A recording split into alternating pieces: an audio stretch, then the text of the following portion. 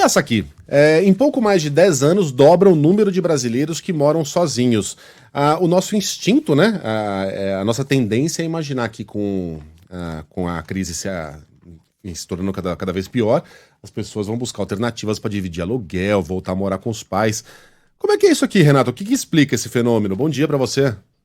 Olá, bom dia a todos, meninas, bom dia a todo mundo que nos acompanha aqui na Band News.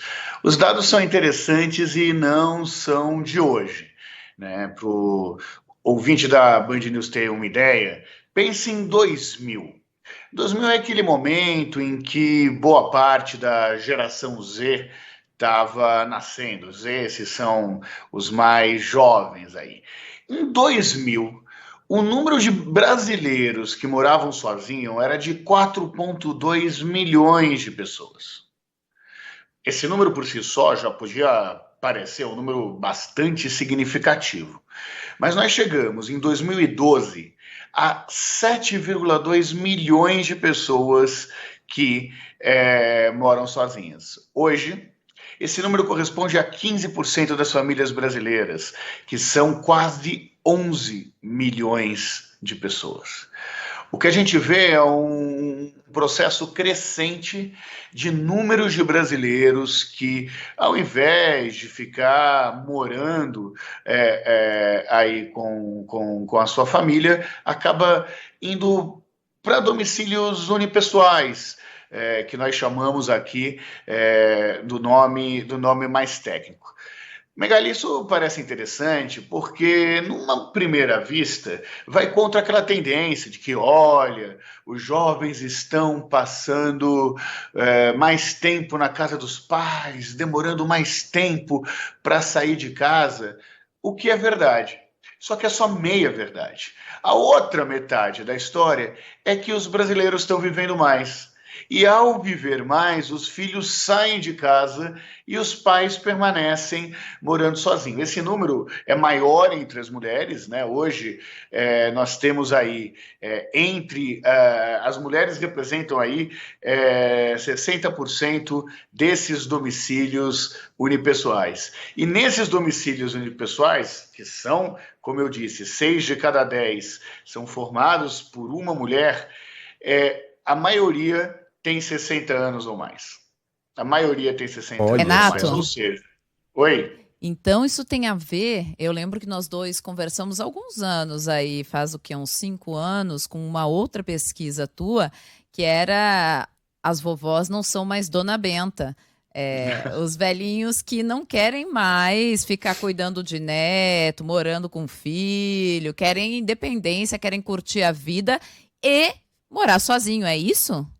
Exatamente, Ellen. Essa sua lembrança daquela pesquisa que nós conversamos quando nós dois éramos estagiários há 5 anos atrás,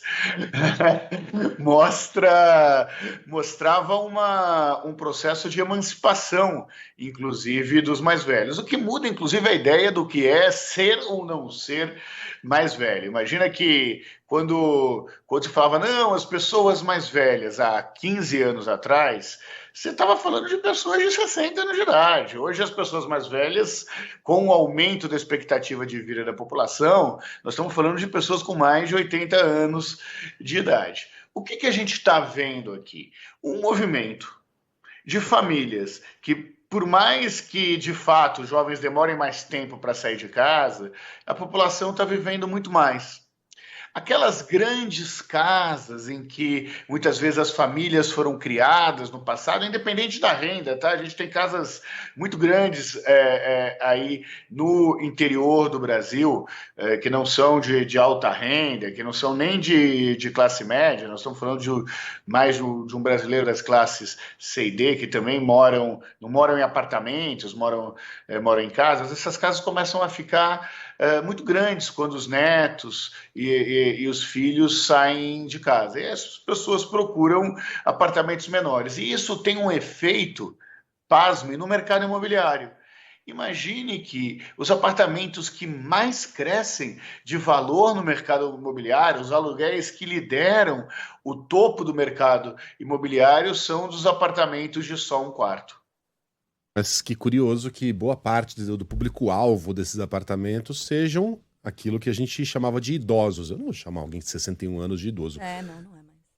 Até porque você tá bem perto, né, Megali? Eu tô mais perto disso do que da adolescência, de fato. Mas somos dois, né, Renato? Somos dois. Gente, eu vou dizer não vem se crescendo aqui, nós não. Estamos cada vez mais experientes, não tem nenhum demérito nessa constatação demográfica. Pior é que eu envelheço, mas não fico nada mais experiente. Ô, Renato, agora é curioso como as aspirações geracionais são tão diferentes, né? A nossa geração dos jovens adultos,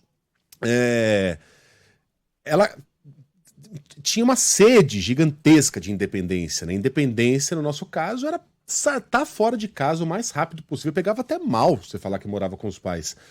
E descolar um carro. E isso é tudo. Obviamente, isso não é uma regra, né? Não é um determinismo, mas é tudo que a nova geração não deseja, né? Fica em casa o máximo de tempo que dá, né? Pra salvar não faz questão de dirigir, de jeito nenhum. carro, Nem aprende a dirigir muita gente. É curioso como as aspirações geracionais mudaram, né, em tão pouco tempo. Tem algumas questões que ajudam a explicar esse fenômeno que você muito bem descreveu, Megali. A primeira isso é a ótica um pouco mais crítica, tem gente mimada pra burro, né?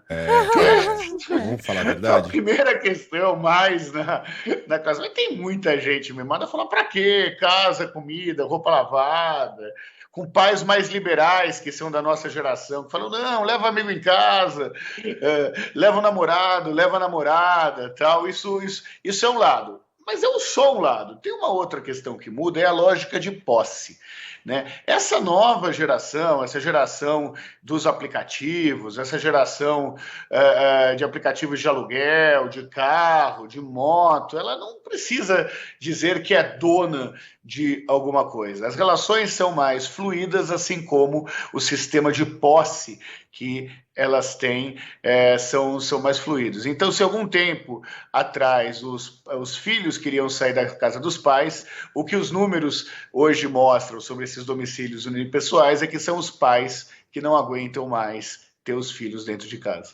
Maravilhoso. Eu estava fazendo as contas aqui, essa coisa de estar mais perto do que.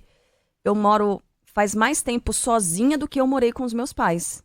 Eu morei até os 17 com os meus pais, já faz 24 anos que eu moro sozinha. É coisa pra caramba. Nossa. Façam eu acho que eu não contas, ouvintes da Band. 41, não tem problema. Agora uma coisa que é interessante nesse dado, e eu lembro que quando eu conversei com o Renato sobre essa questão do envelhecimento diferente, porque se você conversa, por exemplo, com europeus, isso já era um fenômeno muito comum. Você dizia assim, poxa, tenho amigas, né, que são europeias e dizem, pô, meus pais nunca quiseram ficar com meus filhos, né? Essa coisa que aqui no Brasil ainda é muito romantizada, dos avós cuidar dos filhos e tal.